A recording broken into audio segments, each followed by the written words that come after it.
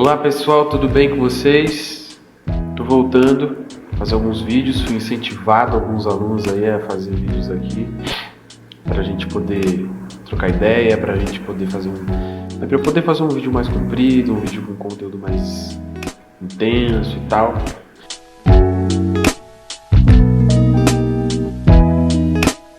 É Tornando Divindade o Líder da Massa, um olhar para a polarização partindo da psicanálise. Começando a falar sobre isso, né, eu me baseei em três livros de Freud, que é o pai da psicanálise, para poder gravar esse vídeo, para poder criar esse conteúdo. Um deles, Psicologia das Massas e Análise do Eu. Outro, Totem e Tabu, né, também de Freud. E outro, Inibição, Sintoma e Angústia. Tá?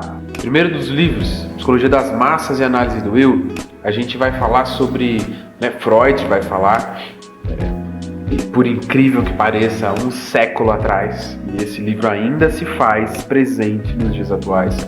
Freud ele ainda consegue se tornar atual com os seus escritos, e aí ele vai falar lá em 1900 e bolinha o que é massa, né? O que é massa, o que as massas elas fazem, né? Se elas têm um líder, o que acontece, e analisar o eu dentro dessa massa, né?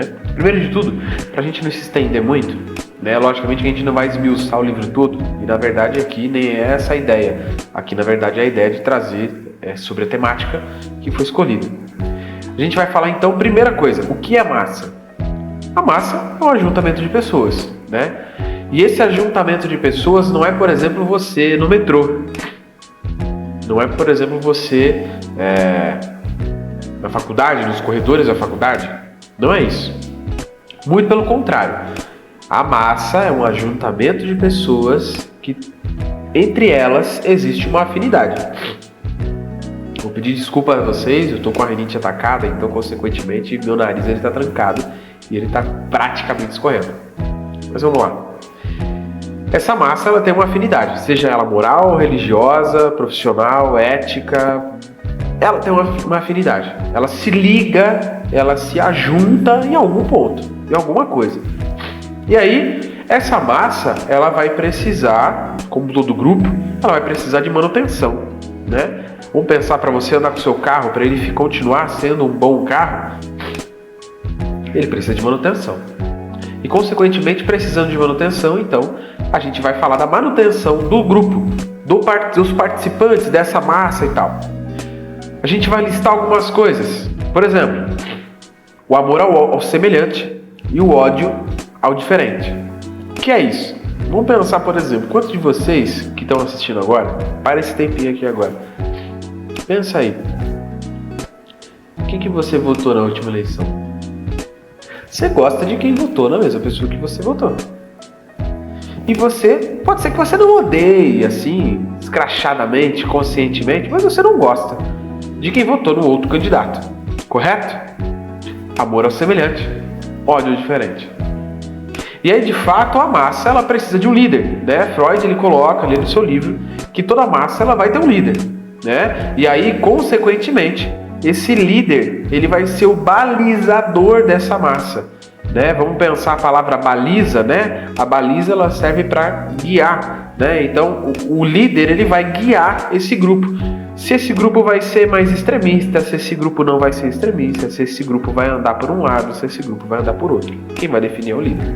Logicamente que esse líder, ele vai falar assim, olha, eu vou priorizar os gostos, eu vou priorizar os direitos daqueles que são os meus, daqueles que participam do meu grupo, os meus liderados, né?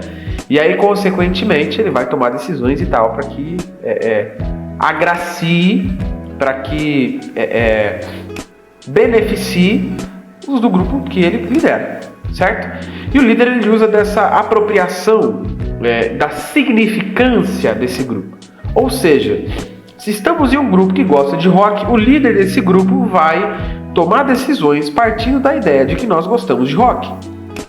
Se nós somos liderados por um político X ou Y, esse político, sendo inteligente, ele vai fazer com que o grupo trace caminhos e percorra caminhos X, Y, de acordo com os gostos e interesses daquele grupo, certo?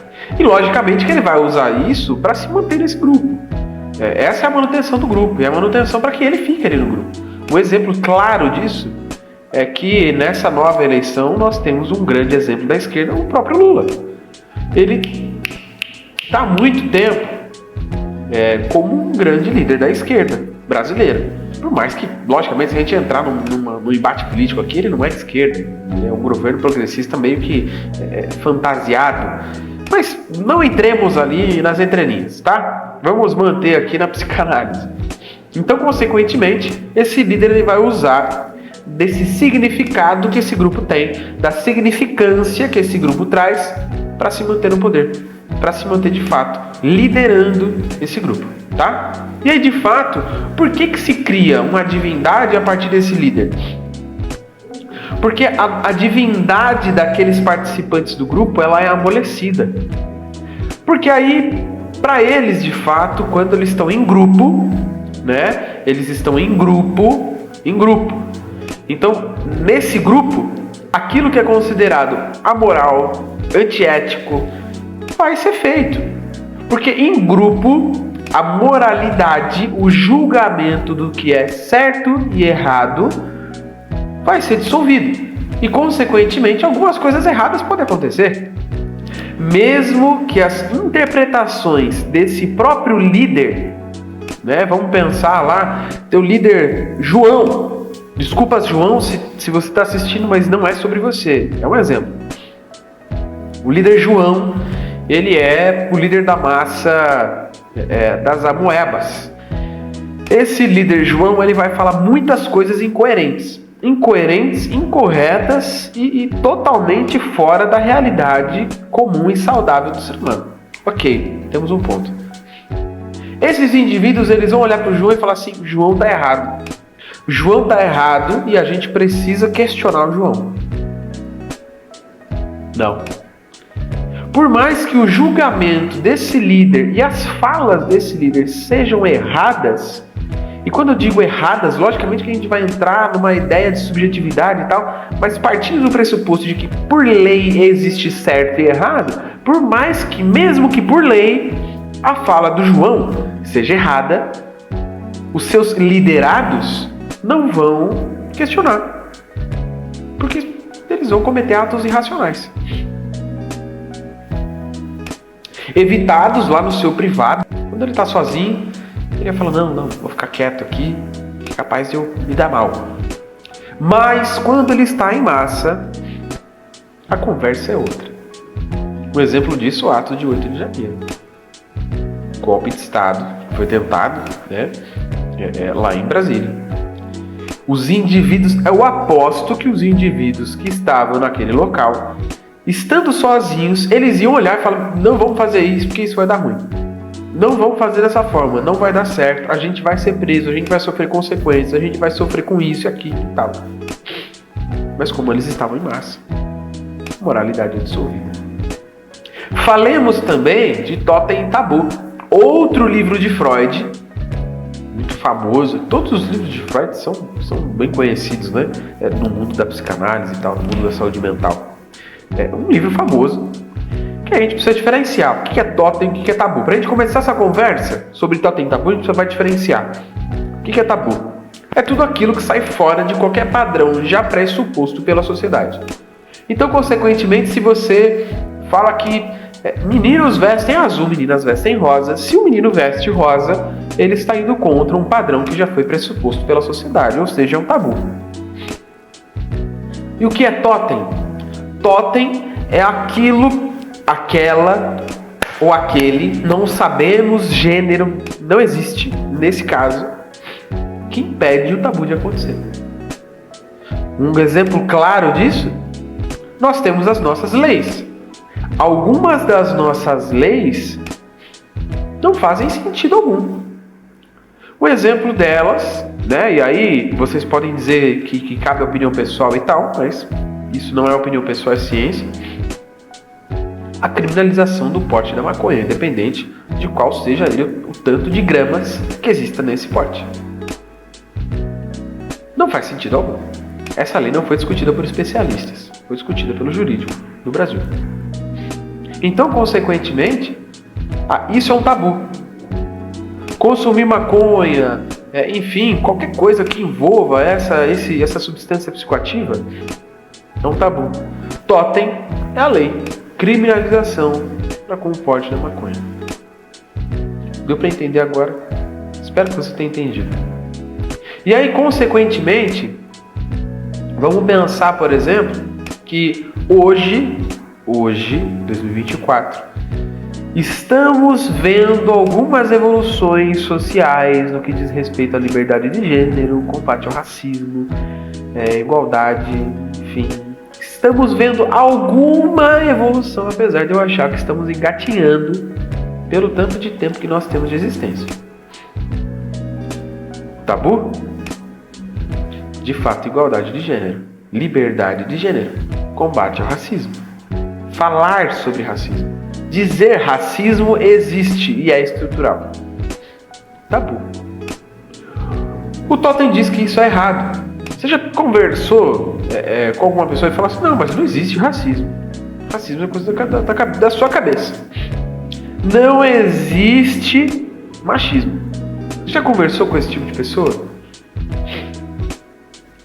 Ela, na verdade, ela é guiada pelo Totem. Por esse Totem que diz, é errado você pensar que existe racismo, que existe uma disparidade entre o raciocínio de raças. Mas por quê? Porque a gente cria uma sociedade historicamente baseada na evolução religiosa. Sim. Pega as nossas leis. As nossas leis são claramente baseadas numa fé judaico-cristã. Independente se você segue essa fé ou não, as nossas leis são baseadas dessa forma, de uma forma errada. Se o Estado é laico, as leis não podem ser baseadas numa fé. Tem um tipo de fé. E tudo aquilo que foge do que essa fé, do que esse tipo de fé prega, é errado. É considerado tabu. Então, consequentemente, esse líder, pega lá no começo lá, esse líder, ele vai olhar, vai pegar, tabu é aquilo, hein? Tabu é falar sobre racismo. Classificar racismo existe.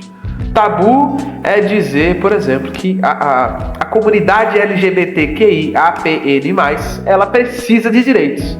Precisa ter direitos garantidos. Isso é um tabu.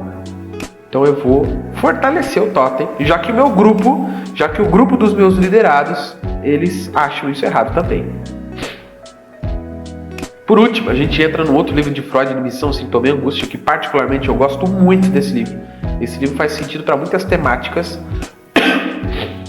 Rapidamente explicando, a gente cria uma realidade alternativa para achar racismo não existe, machismo não existe, desigualdade social não existe.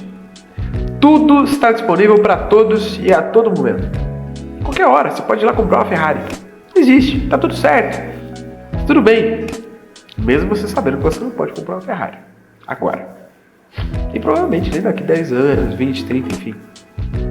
Então a gente cria essa realidade alternativa para de fato não lidar com a realidade de fato, com a realidade real.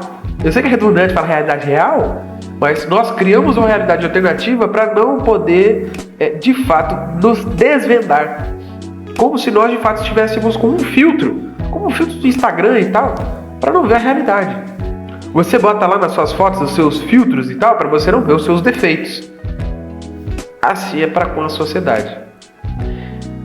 Então, trazendo essa ideia, a gente precisa entender, independente do grupo ao qual a gente participe, os líderes desse grupo, eles vão se autofavorecer, porque de fato a manutenção desse grupo é apenas e somente continuar a progredir e a afirmar que o Totem ele está correto. Pensemos então nos grupos que somos inseridos, nos líderes que elegemos ou que eles estão ali de maneira indireta. Pensemos sobre isso. Apesar de eu acreditar que não vivemos um processo democrático, mas isso é papo para outro vídeo. E se você ficou até aqui, você assistiu 16 minutos de vídeo, dá um like aí, aqui embaixo, em algum lugar aqui embaixo, vai ter um botãozinho para você apertar um like. Se você quiser compartilhar e considerar, poxa, esse vídeo é legal, compartilha com seus amigos, com a família. Ativa lá o sininho para você quando tiver vídeo novo. Eu prometo que eu vou fazer vídeos novos. Você receber essa notificação. É isso. Valeu. Forte abraço para vocês. Até mais.